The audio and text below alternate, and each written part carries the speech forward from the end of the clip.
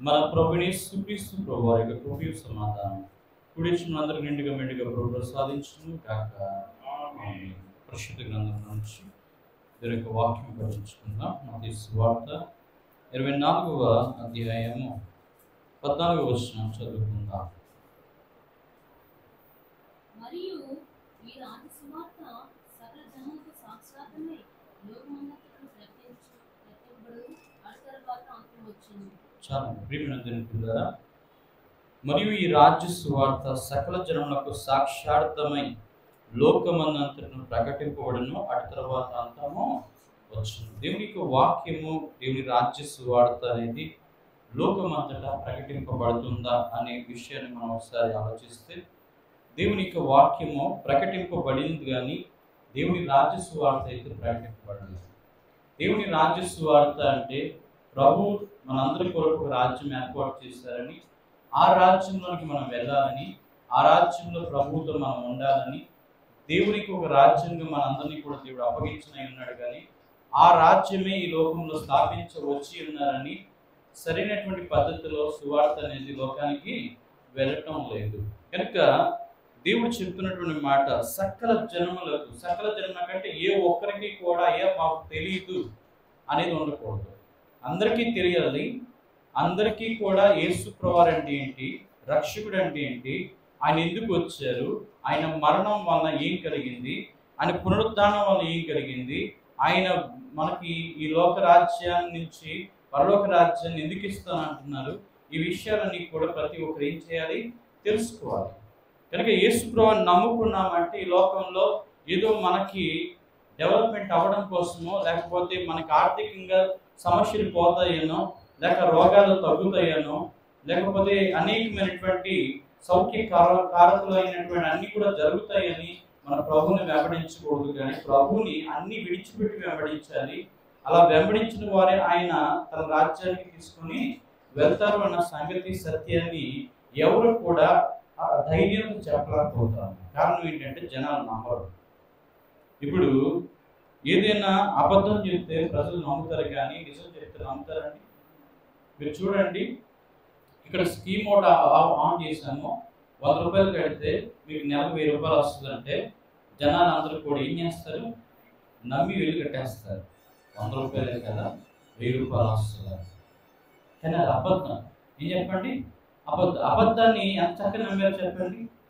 ఇక ఎగబడతారు జనం. తెల్లారు లేచేసరికి ఏం చేస్తారు, నేను కడతాను, నేను కడతాను, నేను కడతాను, నేను కడతాను. అదే మీరు 1000 రూపాయలు పోతుంది, కానీ మీకు 10,000 రూపాయలు ఈ జన్మలో కాదు వచ్చే జన్మలో వస్తుంది అని అన్నాం అనుకోండి, అంతే కదా. మీకు 1000 రూపాయలు ఈ జన్మలో పోతే ఇక ఏమొస్తుంది, 10,000 రూపాయలు మీకు వచ్చే జన్మలో వస్తుంది. నిజమేది. కానీ నమ్ముతాడా? నమ్మరు. ఎందుకు నమ్మరు? జనాలు మనస్తత్వం అలా ఉందన్నమాట. మనుషులు చెప్పింది నమ్మి మోసపోతారు, కానీ దేవుడు చెప్పింది మాత్రం ఏం చేయరు, నమ్మి దేవుని మహిమని మాత్రం చూసేటువంటి అవకాశాన్ని పొందలేకపోతాను. కనుక ఈ లోకం అంతా కూడా ఏ తీరులో ఉందంటే మోసంలో పడిపోతున్నారు. మోసపోకుడి దేవుడు వెక్కిరింపబడడు. దేవుడు ఎందుకు వెక్కిరింపబడతాడు? మనం మోసపోతున్నాం. ఈ లోకాన్ని, ఈ పాపాన్ని, సమస్తాన్ని చూసుకుని ఏం చేస్తున్నామంటే మనం మోసపోతున్నాం. కనుక మనం మోసపోయే వారంగా ఉన్నాం కనుకనే మోసం చేసి సాతాను గాడు అపవాది మొట్టమొదటి ఏం చేశాడు, మోసం చేశాడు. ఆ మోసము ఇప్పటి వరకు జరుగుతూనే ఉంది. వాక్యం కూడా మోసమే. చాలా సందర్భాల్లో చాలా మంది వాక్యాలు ఏం చెప్తారు, మోసం చేసుకుని చెప్తారు. ఉన్నది అసలైన దాచేస్తారు. అందులో అసలు కానిది దేవుడు ఉద్దేశంలో లేని విషయాన్ని క్రోడీకరించి వేరే విషయాన్ని ఏం చేస్తారు, దాన్ని ఆధారంగా చేసుకుని చెప్తారు. ఆ ఆధారంగా చేసుకుని చెప్పింది వారి స్వలాభం కోసమే, కానీ దేవుని మహిమ కొరకు మాత్రము కాదు. ప్రియమైన దేవుని పిల్లల, చాలా మంది ప్రజలు తప్పుడు దర్శనాలు, ఎవరో దర్శనం చెప్తే ఆ దర్శనాన్ని నమ్మేసి ఆ దర్శనం వెంబడి పోతూ ఉంటారు. ఏంటో దర్శనం అంటే ఎవరికో ఏదో చూపించాడు అంటే అది నమ్ముతారు, కానీ ఏం నమ్మరు, నిజంగా బైబిల్ గ్రంథంలో రాసిందని అయితే నమ్మరు. దేవుడు లోకంలో ప్రతి ఒక్కరికి కూడా అర్థమయ్యే శైలిలోనే మన భాషలోనికి దీన్ని తర్జుమా చేయించి ఇవ్వడం అనేది సాధారణమైన విషయం అయితే కాదు. అరమిక్ భాష, హిబ్రూ భాష, గ్రీక్ భాష, లాటిన్ భాషల్లో ఉన్నటువంటి బైబిల్ ఈరోజు మన భాషలోనికి వచ్చింది అంటే దాని వెనకాల ఎంత పరిశ్రమ ఉందో ఒకసారి గమనించాను. ఇంచుమించు 3000 భాషలకు పైగా బైబిల్ గ్రంథము అచ్చువేయబడింది. ఎవరైనా అతి సాహసం చేస్తారండి? సాహసం చేస్తారా? ఈవెన్ మీరు నమ్మరు, భగవద్గీత, రామాయణము, అనేకమైన హిందూ పుస్తకాలు కానీ ఖురాన్ కూడాను తర్జుమా చేయించింది ఎవరు అంటే బ్రిటిషర్స్ అయిన వారు, క్రైస్తవులు చేశారు. అది మనకెక్కడిది? వాళ్ళ తాళపత్రాల్లో ఉన్నదాన్ని రాతపూర్వకమైనటువంటి స్థితిలో తీసుకొచ్చింది ఎవరండి? జాన్ గుటెన్బర్గ్ అనేవాడు జర్మనీ దేశంలో మొట్టమొదట 1400 సంవత్సరాల్లో అతను కనిపెట్టినటువంటి ప్రింటింగ్ మిషన్ ని మొట్టమొదట అచ్చు వేయబడినటువంటి గ్రంథం ఏదైనా ఉందంటే జర్మనీ లాంగ్వేజ్ లో బైబిల్ ప్రింట్ చేశాడు. అప్పటి వరకు అచ్చు యంత్రాంగమే భూమి మీద లేదు. మొట్టమొదటి అచ్చు వేయబడినటువంటి గ్రంథం ఏదంటే బైబిల్. 3000 భాషల్లో తర్జుమా చేయబడిన గ్రంథం ఏదంటే బైబిల్. అలాగే 290 దేశాల్లో ప్రకటింపబడుతున్న గ్రంథం ఏదంటే బైబిల్. ఇంచుమించుగా హై లెవెల్లో 150 దేశాలు, క్రైస్తవ దేశాల్లో విరివిగా సువార్త ప్రకటింపబడుతూ అనేకులకు బైబిల్ గ్రంథం చదవబడుతున్నటువంటి గ్రంథం ఏదైనా ఉందంటే బైబిల్. ఇంతమందితో కొనియాడబడుతున్నటువంటి దేవుడు యేసుక్రీస్తు ప్రభువారు. అందుకనే ప్రపంచ దేశాలకు తెలిసిన దేవుడు ఎవరైనా ఉన్నారు అంటే అది యేసుక్రీస్తు ప్రభువు. అలాగే మీ అందరూ ఇప్పుడు చూస్తున్నారు ప్రస్తుత కాలంలో ఉన్నటువంటి కరెంట్ అఫైర్ న్యూస్. ఇరాన్కి ఇజ్రాయెల్కి మధ్య ఏమవుతుందండి? భీకర యుద్ధం జరుగుతుంది.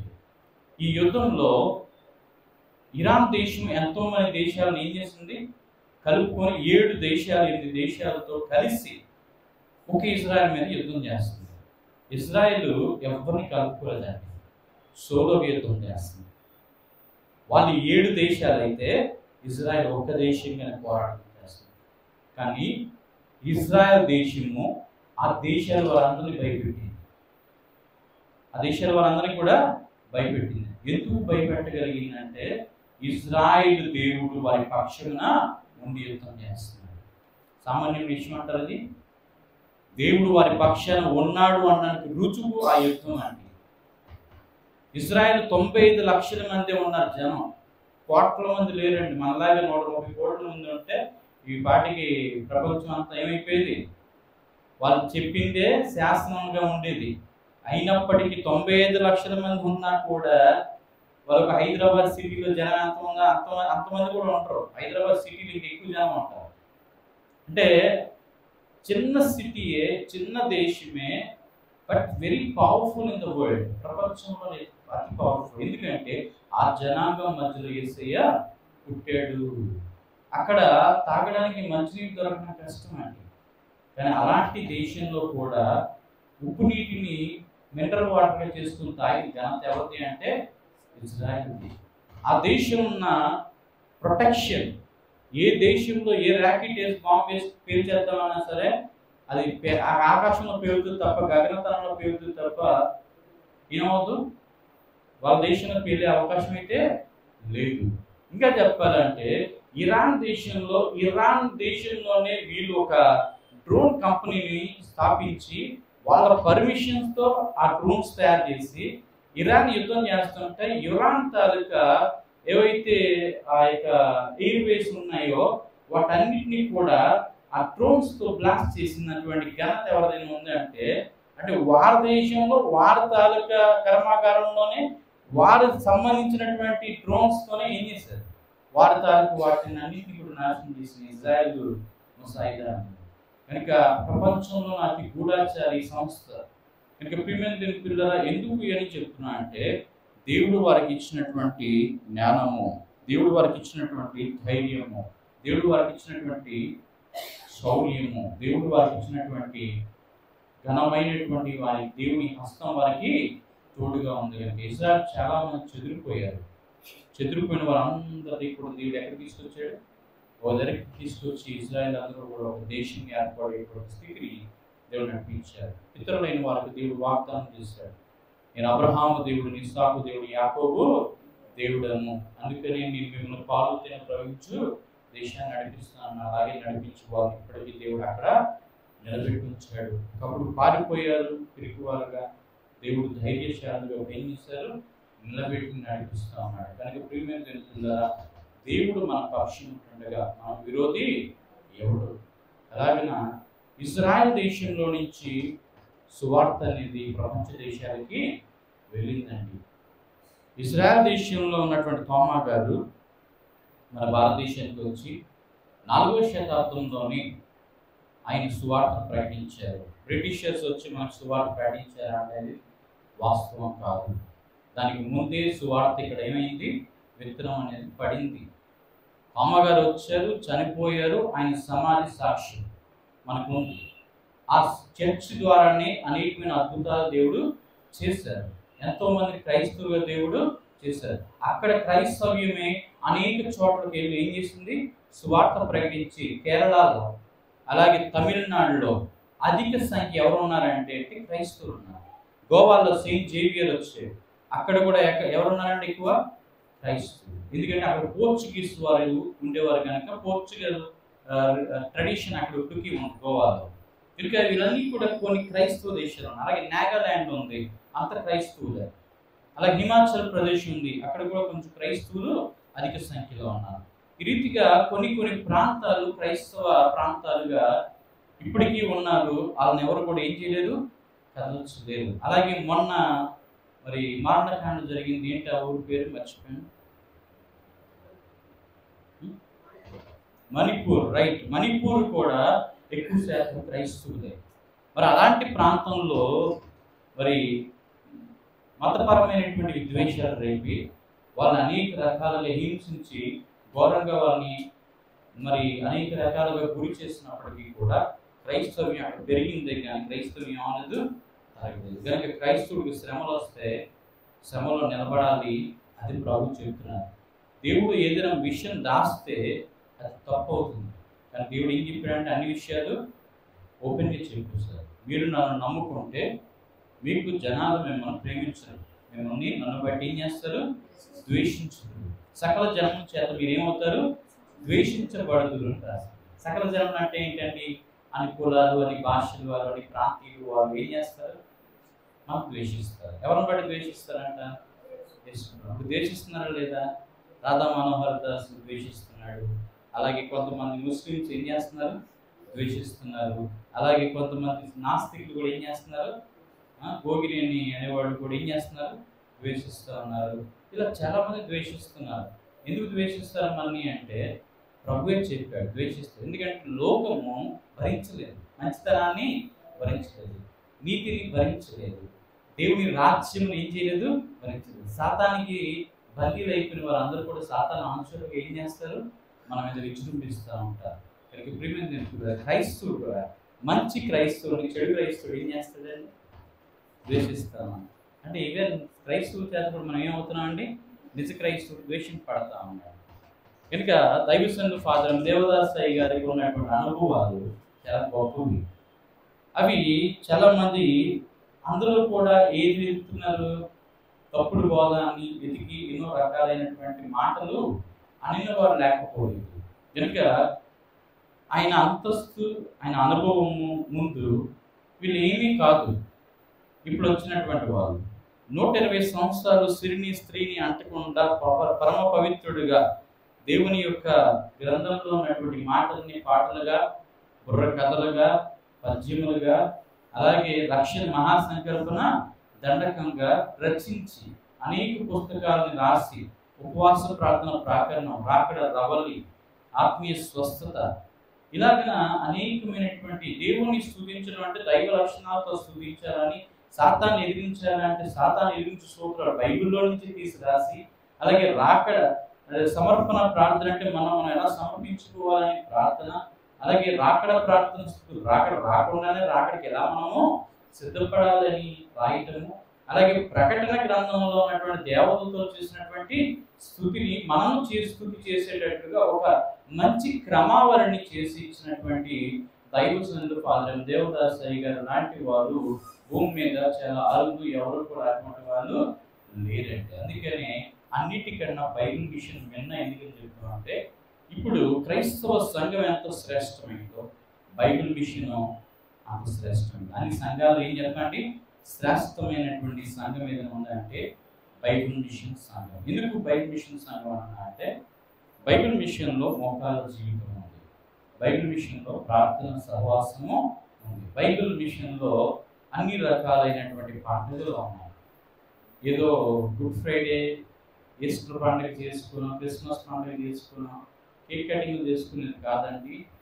మొత్తం 365 రోజుల్లో కూడా ఏదో ఒక ప్రతి నెలకు ఒక పండుగ అనేది ఎవరికి ఉంది, బైబిల్ మిషన్కి ఉంది. పర్ణశాల పండుగ చేసుకుంటున్నాం, జనవరి నెల ఏం చేస్తాం, పర్ణశాల పండుగ చేసుకున్నాం. ఫిబ్రవరి నెల వస్తే కోతల పండుగ చేసుకున్నాం. మార్చి నెల వచ్చింది అనేసరికి ఒక్కోసారి సిలువ ధ్యానం పడితే సిలువ ధ్యానం శ్రమల పండుగ చేసుకుంటున్నాం. మరి 4వ నెల వచ్చిందని పునరుద్ధాన పండుగ నెల చేసుకుంటున్నాం. 5వ నెల వస్తే ఏమొస్తుంది, మళ్ళీ అక్కడ మోక్ష రాకడ అంటే మోక్ష దేశ పండుగలుగా మనము చేసుకుంటా ఉన్నాం. మీ నెల వస్తుంది. జూన్ నెల వచ్చిందంటే మళ్ళీ వర్షాకాలంలో కూడా మళ్ళీ మనకి ఏవో పండుగలు వస్తూ ఉంటాయి. మోషే శిఖరాగ్ర పండుగలు అని చెప్పి ఇలాగా అవి ఇప్పుడు జూలై పండుగలు జూలై నెలలో జరుగుతూ ఉంటాయి. కనుక ఇలాగ ప్రతి నెలకు ఒక పేరు పెట్టి దైవజనులు ఆ దినాల్లో పెట్టిన పేర్లు ఈ దినాల్లో వాటిని మోడిఫై చేసి కిరణ్ బాబాయ్ గారు ఏం చేస్తున్నారు, నెలకు పండుగ లేక 12 నెలలకు 12 పండుగలు ఏర్పాటు చేసి మరి పండుగలకు ఏర్పాటు దేశవ్యాప్తంగా ఏం చేస్తున్నారు, బైబిల్ మిషన్లో జరిగించడం జరుగుతూ ఉంది. కనుక ప్రియమైన దేవుని పిల్లలారా, దేవుడు ఫాదర్ దేవదాస్ గారి బయలుపరిచిన బైబిల్ మిషన్ దేవుని గ్రంథంలో ఏదైతే రాయబడిందో దాని ప్రకారంగా ఏం చేస్తున్నాం, మనము పాటిస్తూ నడుస్తూ ఉన్నాం. కనుక ప్రతి క్రైస్తవుడు కూడా ఇక్కడ ఉంటుండగానే దేవుని చూడాలి, ఇక్కడ ఉంటుండగానే దేవుని ముఖ పరిచయము కలగాలి. నేను చర్చికి వెళ్తున్నానండి, ప్రార్థన చేసుకుంటున్నానండి, బైబిల్ చదువుతున్నానండి, కానుక వేస్తున్నానండి అంటే సరిపోదు. నీకు దేవుని చూసే అనుభవం ఉందా, దేవుడితో మాట్లాడే అనుభవం ఉందా, దేవుడు నీ ప్రార్థన వెంటనే ఆలోచిస్తున్నారా, దేవుని సహవాసంలో నీకు ఎటువంటి లోపాలు లేకుండా నీ జీవితం అనేది పరిణితి కలిగిందా లేదా అనేది మన జీవితంలో నేర్పిస్తుంది ఎవరంటే దైవజనులు ఫాదర్ దేవదాస్ గారు. కనుక ఆయన చూశారు, మనం చూపిస్తున్నారు, మీరు కూడా చూడండి అంటారు. హృదయశుద్ధి గల వారు దేవుడిని చూసేదారు. కనుక దేవుడిని మనం చూడాలా, దేవుడితో మనం ఏం చేయాలా, మాట్లాడాలి, దేవుడితో మనం ఏం చేయాలి, పోట్లాడాలి. పోట్లాడటం అంటే ఎలా పోట్లాడాలి, పెరిగినాటం అంటే కాలు గట్టిగా పెట్టేస్తుంది. యాకోబు ఏమంటున్నాడు, నిన్ను నేను విడివని దేవా, నీవు నన్ను దీవించువాడు. ఒక సందర్భాల్లో మనం పొట్టిని పట్టుకొని దాన్ని అయ్యేంత వరకు ఏం చేస్తాం, వదిలిపెడతాం. కొంతమంది పిల్లలు ఉంటారు ఇంట్లో, వాళ్ళ అమ్మ నాన్న ఏది కొని శివకపోతే ఏం చేస్తారు, పట్టుకు ఏహపడతాడు, రోజంతా తినేస్తూ ఉంటారు వాళ్ళు. నాకు అది కావాలి, నాకు అది కావాలి, నాకు అది కావాలి. కానీ దేవుడి దగ్గరికి వచ్చేసరికి అట్లా పట్టుదల మనకు ఉండదు, అంత నమ్మకం మనకి ఉండదు. కానీ మనకి అటువంటి నమ్మకం ఉంటే దేవుడు మనకి ఏం చేస్తాడు, సహాయము. అందుకని దేవుడు సంగతి ఏం చేయాలా, గోజాడాల. అన్న ఏం చేసింది, గోజాడింది. ప్రతి సంవత్సరం వస్తుంది, ప్రతి సంవత్సరం ఏడుతుంది, ప్రార్థన చేస్తుంది, వెళ్తుంది. బట్ అన్న ఆ రోజు గోజాడినటువంటి ఆత్మకుమరికి చేసిన ప్రార్థన దేవుని మనస్సుని ఏం చేసింది, వెంటనే స్పందింపజేసింది. వెంటనే నోటి నుంచి మాట ఆశీర్వాదకరంగా బయలుపడినట్టుగా చూస్తున్నాం. వెంటనే అద్భుతమైనటువంటి కార్యం అక్కడ జరిగింది. మనకు అటువంటి పట్టుదల ఉండాలి, మన దగ్గర ఏముండాలా, అటువంటి విశ్వాసం పట్టుదల ఉండాలి. కార్యాలు మన చేతిలో జరుగుతాయి. జరగదంటే ఏమి కూడా లేదు. ప్రార్థన అనేది ఎలా ఉండాలంటే నెరవేర్పి కలిగించేదిగా ఉండాలి. ప్రార్థనలో ఎటువంటి లోపాలు అనేవి ఉండకూడదు. ప్రార్థన చేసిన మనం కూడా లోపాలు కలిగి ఉండకూడదు. ముందుగానే ప్రార్థన చేసే ముందుగానే మన అయోగ్యతను దేవుడు ఏం చేయాలా, ఒప్పుకోవాలి. ఇప్పుడు ఏదైనా తల్లిదండ్రులని కన్విన్స్ చేయాలంటే ఏం చేస్తాం, ఫస్ట్ మనం వెళ్ళి ఫస్ట్ మనం విషయాలన్నీ చెప్పి సారీ చెప్తాం. అవునా కదా? నేను ఈ విధంగా మీ మాట ఏం లేదు, మనకి ఇబ్బంది పెట్టాను, అలా పెట్టాను, ఇలా చేశాను, మరి ఈ రోజు నుంచి మార్చుకుంటున్నాను ఆ మనసుని, నీకు కరెక్ట్గా ఉంటాను, నువ్వు చెప్పిన మాట వింటాను అని చెప్పి అన్నీ అయిన తర్వాత అప్పుడు నీకు కావాల్సింది అని అడిగాం అనుకో, ఓ ఇందుకోసం ఇవన్నీ చెప్పావు అని నాకు కూడా కన్సిడర్ చేస్తారా లేదా? Will consider. సరే చూద్దాం లేదు రేపు అంటే, లేదు నాకు కావాల్సిందే అని పట్టుబట్టాం అనుకోండి, ఇలా రేపు ఒక వారం లోపు ఏం చేస్తారు, ఆ విషయం అయిపోతుంది, జరిగి తీరుతుంది. అలాగే దేవుడితో కూడా ఏం చేయాలి అని చెప్పేసుకోవాలి. నా తప్పులన్నీ ప్రభావం వీటిని పరిహరించు, క్షమించు, మళ్ళీ నాకు మంచి ఏం చేయమని ప్రార్థన చేస్తే దేవుడు తప్పకుండా మనకు సహాయము చేస్తాడు. మన జీవితంలో కార్యాలు జరగట్లేదంటే మనము మన మనస్సులో ఉన్నటువంటి దోషాలు, అతిక్రమ క్రియలు దేవునికి మనకి ఏం చేస్తున్నాయి, అడ్డు గోడగా నిలుస్తున్నాయి కనుక దేవుడు మన ప్రార్థన ఏం చేయలేదు, ఆలకించడం లేదు. దేవుడు మన ప్రార్థన ఆలకించాలన్నా, దేవుడు మన ప్రార్థన వినాలి అన్నా మనం ఫస్ట్ దేవుని దగ్గర పర్ఫెక్ట్గా ఉండాలి. కనుక ఈరోజు మన వాక్యం సాక్షాత్తంగా దేవుని రాజ్య సువార్త లోకమంతటా ఏమవ్వాలి, ప్రకటించాలి. లోకమంతటా అన్నప్పుడు మన వీధిలోనే మనం ప్రకటించుకోవట్లేదు, మన ఊర్లోనే మనం ఏం చేయట్లేదు, ప్రకటించడం కోరుకోలేదు. అసలు మన ఇంటి వారికే మనం ఏం చేయట్లేదు, ప్రకటించుకోవటం లేదు. అంటే ఏంటరా అంటే భయం, ఏంటి అంటే వెనరు, అపనమ్మకం, చెప్పుకుంటూ చెప్పితే ఏం లాభం అన్నట్టు కూడా చాలా మంది ఏం చేస్తారు, భావిస్తూ ఉంటారు. చెప్పవలసిన అగత్యత అవసరం నాకు ఉంది, ఎందుకంటే రేపు పొద్దున్న వెళ్ళాల్సిన చోటు ఏదైనా ఉందంటే పర్వాలేదు. మన ఫ్లైట్లో చచ్చిపోయారు చాలామంది. ఏమైనా అనుకున్నారంటే వాళ్ళు ఫ్లైట్ ఎక్కేటప్పుడు అనుకున్నారు లండన్లో ల్యాండ్ అవుతాం అనుకున్నారు, కానీ గాలిలో వెళ్ళిపోయి అక్కడ మెడికల్ కాలేజ్ గురించి చచ్చిపోతారని ఎప్పుడు వాళ్ళు ఊహించలేదు మనసులో. చాలా హ్యాపీగా ఎక్కారు, చాలా హ్యాపీగా వాళ్ళు ఏం చేస్తున్నారు, వాళ్ళ పిల్లలతో సరదాగా ఆ ఫ్లైట్ మరి కాసేపట్లో ఏం చేస్తుంది, గాలిలో ఎగరగానే సంతోషపడ్డారు, కానీ గాలిలో కలిసిపోతారని మాత్రం ఊహించలేదు. చూసారా, అది మనిషి యొక్క జీవిత పరిస్థితి. కనుక మన జీవితంలో కూడా తెలుసుకొని మన వంతుగా దేవుడి కోసం ఏం చేయాలి, మనం దేవుని రాజ్యానికి వెళ్ళాల్సినటువంటి అవసరం ఉంది. ఈ లోకంలో ప్రేమ దేవుడు గమనించండి, మనం ఎందుకు పుట్టాము, ఎందుకు మరణిస్తున్నామో మనకు తెలియదు, కానీ పుట్టింది దేవుని కోసం, చచ్చేది కూడా దేవుని కోసమే ఉండాలి. ఈ మధ్య జీవితం కూడా దేవుని చిత్తం నెరవేర్చేదిగా ఉండాలి. ఈ లోకంలో ఈ జీవితంలో నాకు సంతోషం లేదనో, నాకు ఇబ్బందులు కలుగుతున్నాయనో, నాకు శ్రమలు ఉన్నాయనో, నేనే అనేక రకాలుగా నా బుర్ర మీద ఏం చేస్తున్న భారాలు మోస్తున్నానో అని వాపోయి వాళ్ళందరూ కూడా పొద్దున్న చనిపోతే వాళ్ళ దేవుని రాజ్యానికి వెళ్ళడం అనేది సాధ్యం కానటువంటి విషయం.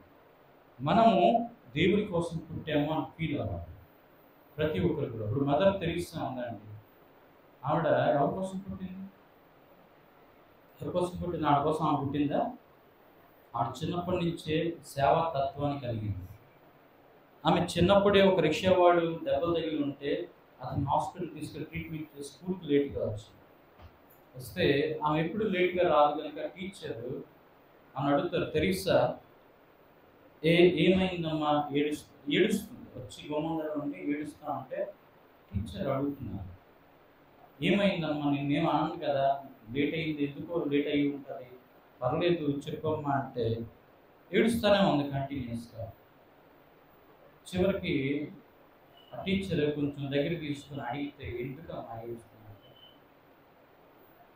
జీసస్కి రక్తం కారుతుంది, ఫోటోలో చూసి ఏం చేస్తుంది, జీసస్ రక్తం కారుతుంది, ఆయన్ని తుడిచేవారు, ఆయనకి సేవ చేసేవారు ఎవరు కూడా లేదు, నేను చేస్తుండేదాన్ని కానీ ఆయన ఫోటోలో ఉన్నారు, అందుకే నేను బాధపడుతున్నా అని చెప్తున్నాను. అంటే చిన్నపిల్లలకి ఉన్నటువంటి మనస్సు ఎంత సున్నితమైందో చూడండి.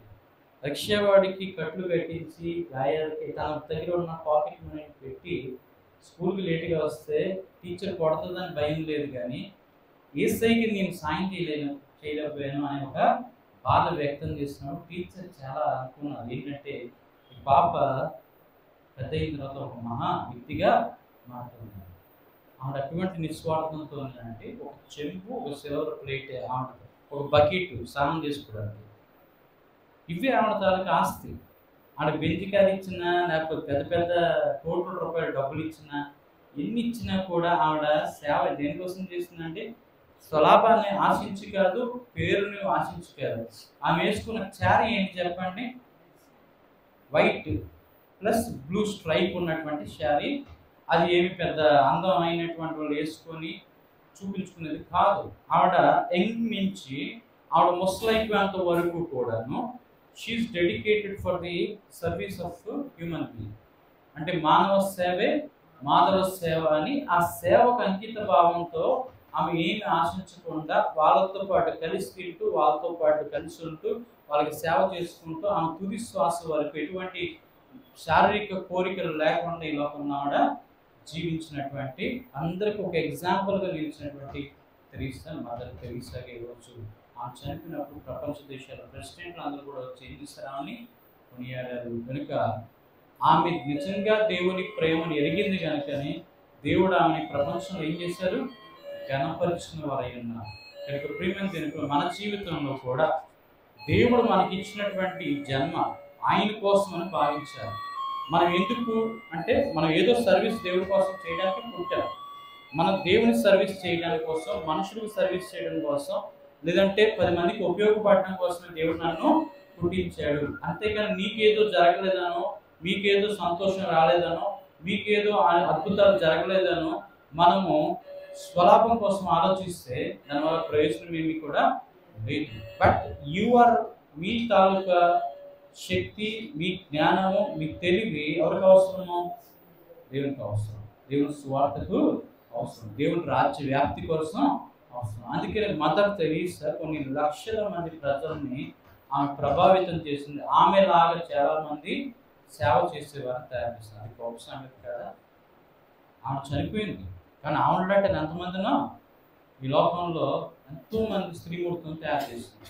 వాళ్ళు ఎవరు వివాహం చేసుకోరండి. వాళ్ళందరూ కూడా డెడికేటెడ్ సర్వీస్ కోసం ఏం చేశారు? నియమించుకొని చిన్నపిల్లలకి, కుష్ఠరోగులకి, అలాగే అనేక వ్యాధిగ్రస్తులైన వారికి ఏం చేస్తున్నారు? ఇప్పుడు కూడా మన మదర్ తెరీసా అనాథాశ్రమాలు అన్నీ కూడా ప్రపంచవ్యాప్తంగా ఉన్నవన్నీ కూడా సర్వీస్ చేస్తూ ఉన్నారు.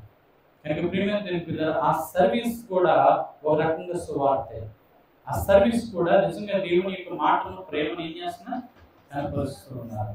కనుక సువార్తను క్రియల రూపంలో చూపించడం అన్నమాట. అయితే అంతటితో పరిమితం కాకూడదు. సువార్త అనేది ఏమాలి? క్రీస్తు రాజ్యం వరకు. చాలా మంది ఏం చేస్తారంటే అనాథాశ్రమం వచ్చింది, అక్కడ పిల్లలు ఉన్నారు, వాళ్ళకి దానం చేస్తాము, ధర్మం చేస్తాము, ఇది సరిపోయింది అనుకుంటారు. దానివల్ల ఎటువంటి ప్రయోజనం మనకు రాదండి. దేవుని వాక్యాన్ని పరిస్తేనే మనకేమొస్తుంది? దానివల్ల ఫలితం వస్తుంది. దేవుని వాక్యం అనేది అందరికీ వెళ్ళాలి అంటే ఏం కావాలి? ద్రవ్యం అవసరం, ధనం అవసరం. అంత ఈజీ కాదు. సువార్త ప్రకటించడం అనేది ఈ దినాల్లో చాలా ఈజీ అనేది కాదండి, కష్టతరం అనేది. ఎందుకంటే వినడానికి సమయం లేదు ఎవరికి కూడా, తయారు లేవు. వెరీ బిజీ షెడ్యూల్స్ అందరికీ కూడా. లోకంలో డబ్బు సంపాదించడానికి బిజీగా గజిబిజీగా ఉంటున్నటువంటి లోకం ఇదంతా కూడా. ఏదో ఈరోజు ఆదివారం మీకు సమయం కుదిరింది కనుక ఒక గంట లోపు, లేకపోతే ఒక 30 నిమిషాలు 40 నిమిషాలు ఏం చేస్తున్నారు? మీరు వాక్యం వింటున్నారు. ఇది బయటికి వెళ్ళిపోయిన తర్వాత కాసేపు ఏం చేస్తారు? మీరు మళ్ళీ మర్చిపోతారు. గుర్తుంటుంది అంటారా? ఉండదు. ఎన్ని సందర్భాల్లో ఈ వాక్యాలు మనం చెప్పుకున్నాం. సర్వసృష్టి పేరు మన సువార్త ప్రకటించారు. ఇక్కడ ఉన్నంత వరకు అనిపిస్తుంది ఏమని చెయ్యాలా, సువార్త ప్రకటించాలా అని అనుకుంటాం. కానీ నిజానికి బయటికి వెళ్ళిన తర్వాత మనం చేయగలం ఏంటి? మనం చేసుకుని ఉన్నారు కదా కోసం ప్రార్థన చేయగలుగుతాం. చేసుకుని ఉన్నారు కదా కోసం ఏం చేద్దాం? ప్రార్థన చేయగలుగుతాం. అది కూడా సర్వీసే కదా అని మనకు మనం ఏం చేసుకుంటాం? సర్ది చేసుకుంటాం. అంటే మనిషి అవకాశవాద అయిపోయాక అవసరానికి ఉపయోగపడే మాత్రం కాదు. దేవుడికి అవసరానికి ఉపయోగపడేవాడే దేవుడికి నిజమైనటువంటి పనిముట్టు సాధనం. కనుక యోధ ఇస్కరియోత అంత అవసరానికి తిరిగేడు తప్ప దేవుని అవసరం కోసం మాత్రం నిలబడలేదు. ఇస్కరియోత యోధ ఎంతసేపు వేసే రాజు అయిపోతే నేను మంత్రి అయిపోతాను, నాకంతా ఇప్పుడు ఏమవుతుంది? పేరు ప్రతిష్టలు వస్తాయి. ఈ రోమన్ గవర్నమెంట్ ఏం చేయొచ్చు? కూల్ చేస్తే దీన్ని ఏలవచ్చు అని చెప్పి ఒక రకమైనటువంటి దుర్బుద్ధి కలిగినటువంటి వ్యక్తి.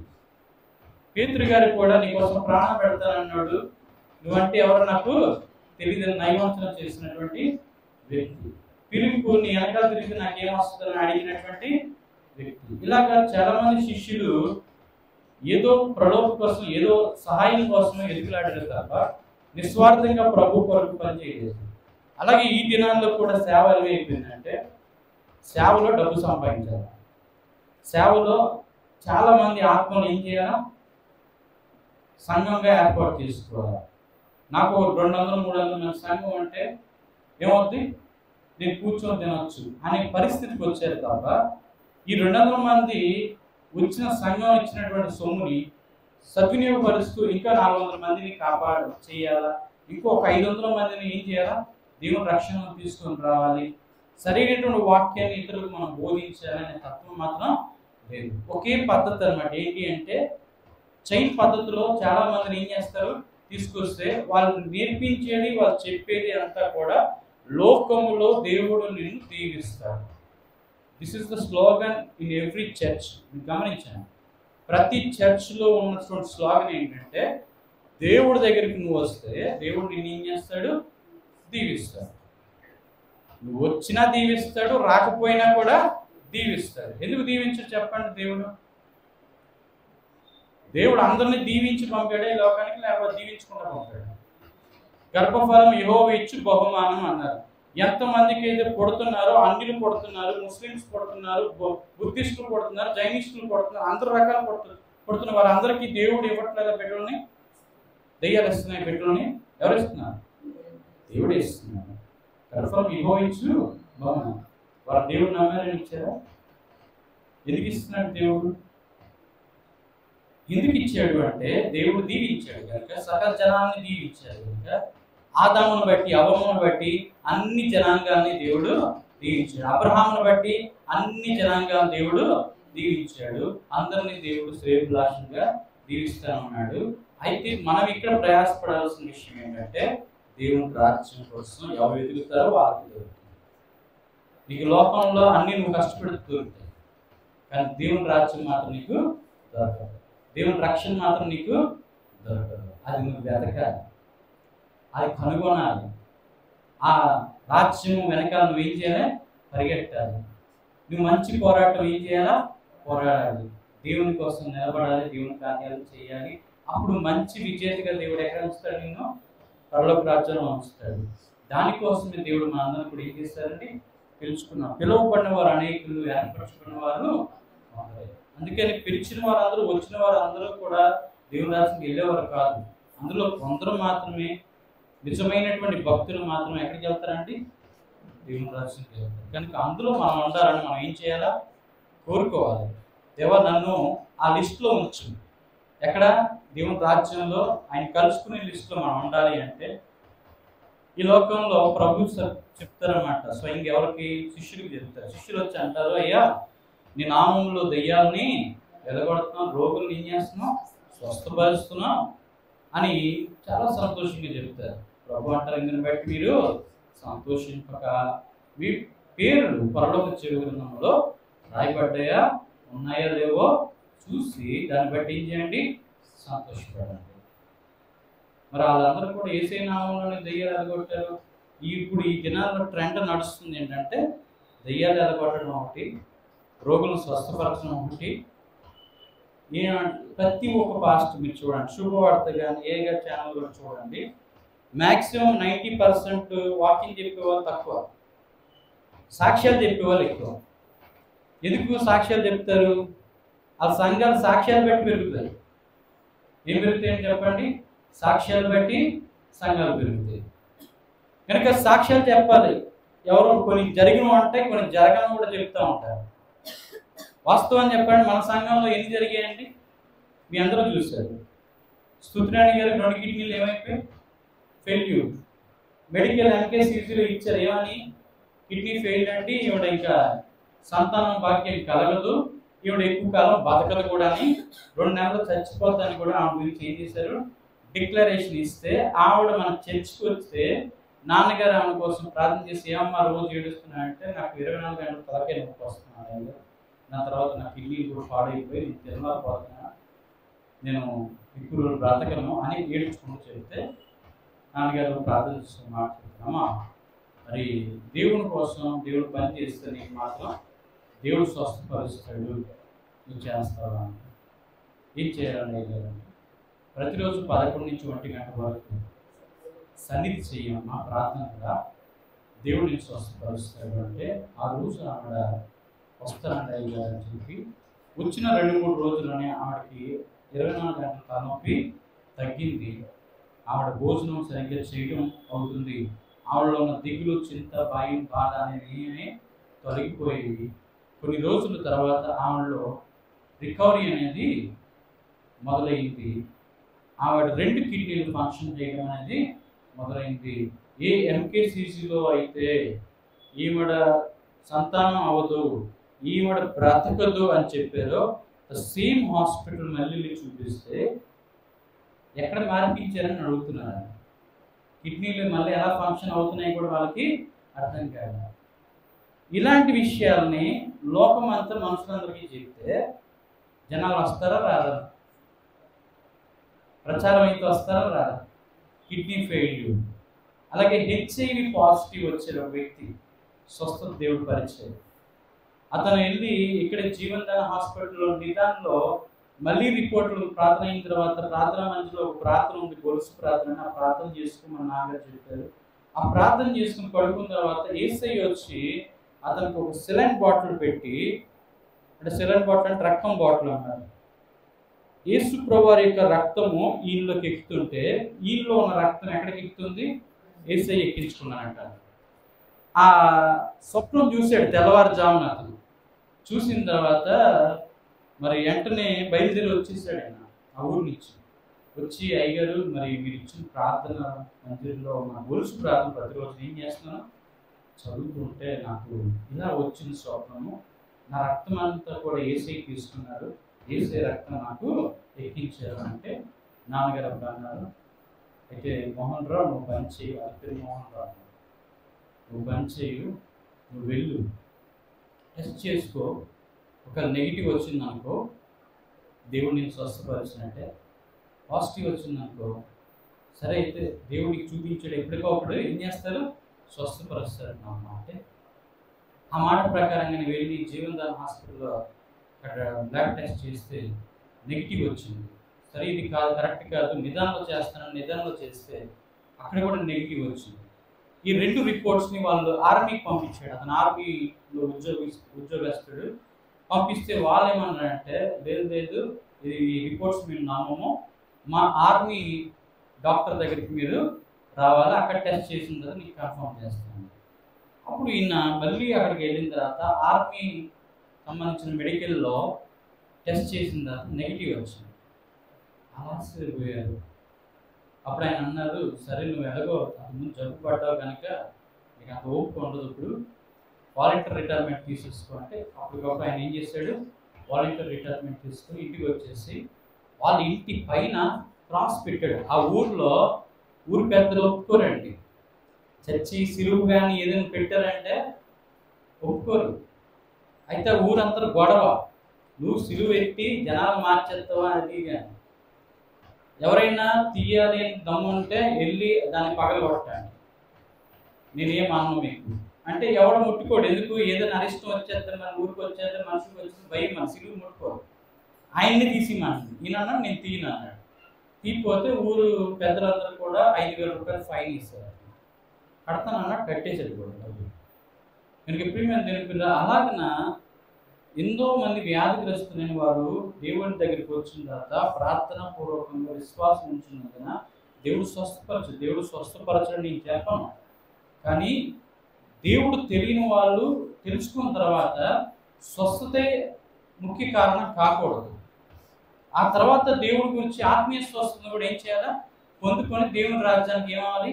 సిద్ధపడాలి. కానీ మనం ఏం చేస్తాం? ప్రొపగండా, దేవుడు పరమ వైద్యుడని చెప్తాం తప్ప పరమరక్షకుడు పరలోక రాజ్యం ఇస్తాడని మాత్రం ఏం చేయము చెప్పు. ఎక్కువ శాతం దీనికి వెళ్తారు జనం కూడా, అదే ఆశతో వస్తారు తప్ప దేవుని రాజ్యం మీద ఆశతో మాత్రం మరి కష్టాలు శ్రమలు వస్తే లోకంలోకి ఏం చేస్తారు? వాళ్ళు ఈజీగా వెళ్ళిపోతారు. దేవుని గట్టిగా బలంగా వారు ఏం చేయలేరు, నిలబడలేరు. కనుక ప్రియమంది ఇక్కడ ఉన్న వాళ్ళందరూ కూడా మేలు పొందిన వాళ్ళమే, దీవించబడిన వాళ్ళమే.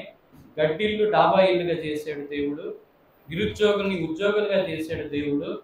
ఏమీ లేని వారిని ఉన్నవారిగా కలిగి ఉన్నవారుగానే చేశాడు. గనక ఒకప్పుడు ఏమీ లేకపోయినా మనకి ఇప్పుడు కోటీశ్వరులుగా చేశాడు లేదా? అంటే మీ అందరూ కోటీశ్వరులు కాదా? అందరూ కోటీశ్వరులే. చెప్పాలంటే కోటీశ్వరులు, ఉద్యోగస్తులే మీరందరూ కూడా. ఎందుకు? ఎవరు చేశారు ఇదంతా కూడా? దేవుడే చేశాడు.